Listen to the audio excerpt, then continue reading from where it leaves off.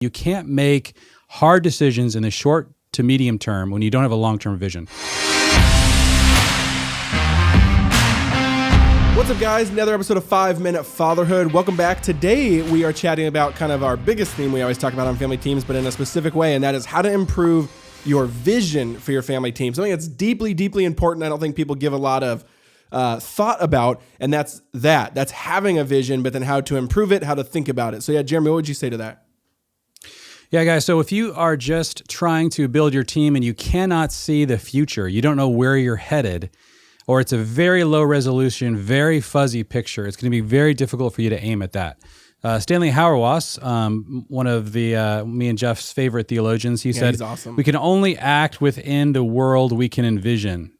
We can only act within the world that we can envision. So the question is, how do you dial up the resolution on the vision for your family team? And so one basic way to do that is to take some time and do like a writing assignment. So you want to think about 10 years into the future. What do you want to see your family look like? How are they interacting with each other? What are the sibling relationships like? What are you guys doing for work? What do your rhythms look like? Does your marriage look like? What are all of the kind of missional elements of your family looking like? Even write down things like the ages of your kids. Try to dial up that resolution as much as possible. And as you guys do that, that is vision. Vision is the basic idea of vision is seeing into the future, being able to see that ideal future so that you have something to aim at. And the point is, you guys, not that you're going to hit it perfectly, not that life's going to go exactly the way you planned. The point is that you can't make hard decisions in the short to medium term when you don't have a long-term vision.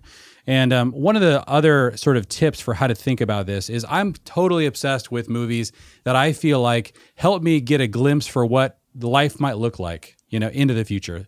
And usually I'm not looking for movies that give me a perfect snapshot of my family in 10 years, right? I'm just looking for glimpses. And if you look at a movie like Fiddler on the Roof, it gives you little glimpses into what a rhythmic life might look like. Lots of misery in that movie, but also amazing glimpses. Or The Godfather, the relationship between Vito and Michael. Lots of brokenness in that movie, but glimpses. Or The Incredibles, like all these different children in the family and the parents, all with their unique abilities, but working together as a team. And so as I start to sort of grab those different glimpses from history, from literature, from movies, from things that I'm seeing in people that are upstream from us in terms of their family, I begin to piece together and increase the resolution on that 10, 15-year vision.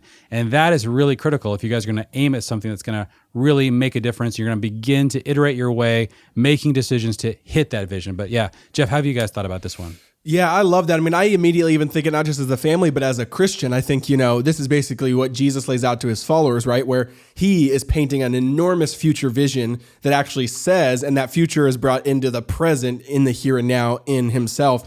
He says, and that's when he says things like, your kingdom come, your will be done on earth as it is in heaven. And that's why N.T. Wright says things like, Jesus' job isn't to pull us out of earth into heaven, but it's actually to colonize earth with the vision of heaven or the life of heaven.